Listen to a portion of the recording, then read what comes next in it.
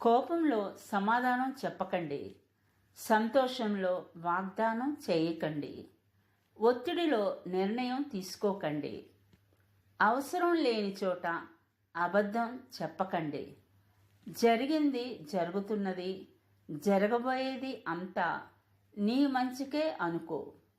అంతకు మించిన మనశ్శాంతి ఎక్కడా దొరకదు. ఆ భగవంతుడు నీకు ఒకటి దూరం చేస్తున్నాడు అంటే అంతకంటే గొప్పది ఏదో ఇవ్వబోతున్నాడు అని అర్థం. ఖర్చు విలువ తెలియకుండా అర్ధాంగిని, కష్టం విలువ తెలియకుండా కుమారుడిని, బంధాలు విలువ తెలియకుండా కుమార్తెను ఎంత పెంచినా దండగే. నమ్మకం నడిపిస్తుంది, ఆశ బ్రతికిస్తుంది. అందుకే కాలంపై నమ్మకం ఉండాలి, బ్రతుకుపైన ఆశ ఉండాలి. అప్పుడే జీవితంలో ఉన్నత శిఖరాలకు చేరుకోగలం. నీ కథలో నువ్వే హీరో కావచ్చు, కానీ నిన్ను హీరోని చేసిన దర్శకుడు మాత్రం మీ నాన్నే. నీరు ఉన్నంత వరకే బావి విలువ, డబ్బు ఉన్నంత వరకే మనిషికి విలువ. నీరు లేని బావిలో చెత్త వేస్తారు, డబ్బు లేని మనిషిని చెత్తగా చూస్తారు. బోలెడు అనుభవాలతో కూడిన పుస్తకాలు ఇచ్చినా చూసి కూడా రాయలేని పరీక్ష జీవితం. నీ అనుభవమే సమాధానం. నిన్ను విమర్శించిన ప్రతి ఒక్కరికి నువ్వు సమాధానం చెప్పనవసరం లేదు. ఎందుకంటే ఏదో ఒకరోజు నీ గెలిపే వారికి నీ సమాధానం అవుతుంది. చెప్పులేసుకుని గుడిలోకి వెళ్ళడం, చెప్పుడు మాటలు విని గొడవలకు వెళ్ళడం రెండూ ఒక్కటే. మనం వెతుక్కుంటూ వెళ్ళిన ప్రేమ ఎంతకాలం ఉంటుందో తెలియదు, కానీ మనల్ని వెతుక్కుంటూ వచ్చిన ప్రేమ మాత్రం మన మరణం వరకు తోడు ఉంటుంది. అందరిలో చెడును వెతకడం బుద్ధిహీనుల లక్షణం. అందరిలో మంచిని చూడటం బుద్ధిమంతుల లక్షణం. ఈరోజు వచ్చి రేపు పోయే డబ్బు కోసం ఆశపడకు.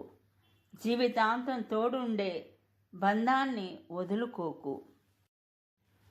చెప్పిన మాటలు వింటే ఎవరూ చెడిపోరు, చెప్పుడు మాటలు వింటేనే ఎవరైనా చెడిపోతారు. వాదించుకుంటే ఎవరో ఒకరు గెలుస్తారు, కానీ చర్చించుకుంటే ఇద్దరూ గెలుస్తారు. ఎందుకంటే వారి మధ్య ఉన్న బంధం గెలుస్తుంది కాబట్టి. నోటికి అదుపు, ఇంటికి పొదుపు చాలా అవసరం.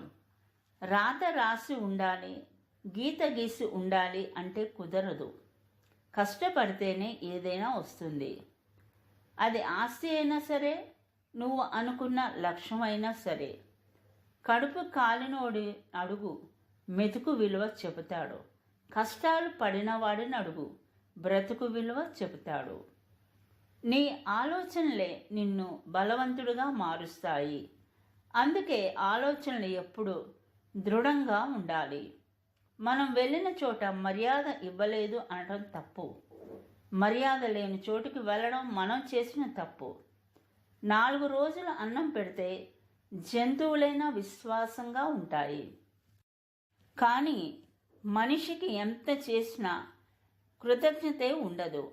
జీవితంలో ఒకటి గుర్తుంచుకో, నువ్వు ధైర్యంగా ఉంటేనే నీ కుటుంబం ధైర్యంగా ఈ లోకంలో బ్రతకగలుగుతుంది.